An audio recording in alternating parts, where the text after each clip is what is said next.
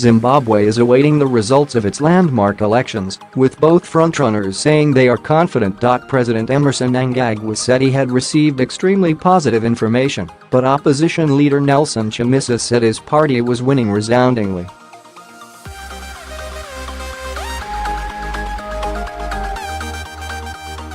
Zimbabwe is electing a new president. Parliament and local councils.Monday's vote, the first since long-serving ruler Robert Mugabe was ousted, attracted a high turnout of 75%.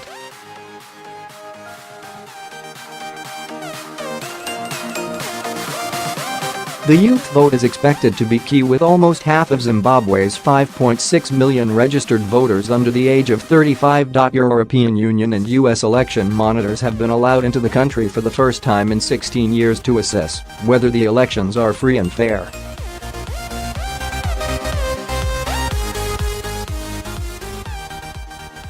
Zimbabwe Electoral Commission (Zec) chairwoman Priscilla Chigumba said she was satisfied there was no cheating. "We will not subvert the people's will," she told journalists.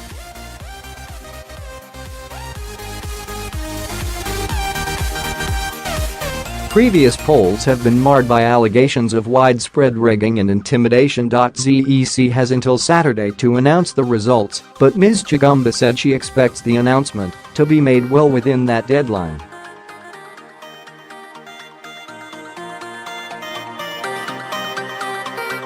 Observers say the race between Mr. Mnangagwa's Zanu-PF party and Mr. Chamisa's MDC alliance is extremely tight. Both men are among 23 candidates running for president.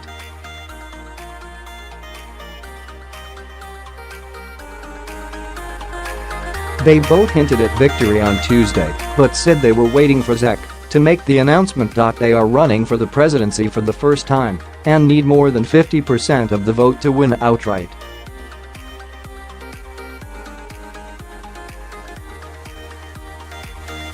Otherwise, a runoff election will be held on 8 September. European Union chief observer Elmar Brok said it was too soon to make a judgment, but voting had been very smooth in some areas and totally disorganized in other areas. Reuters news agency quotes him as saying,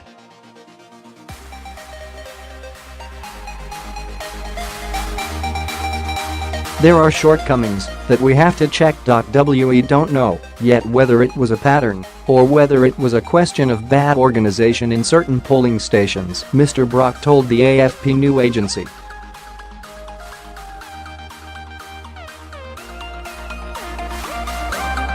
As well as worries about the voters' roll, the opposition has expressed concern over the security of ballot papers and voter intimidation in mainly rural areas.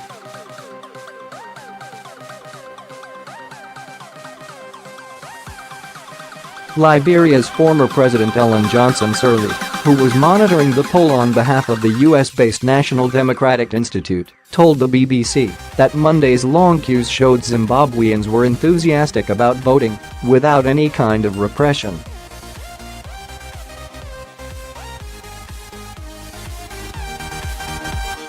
"I think this is an exciting moment for Zimbabweans to change the course of their country through their votes," she told the BBC.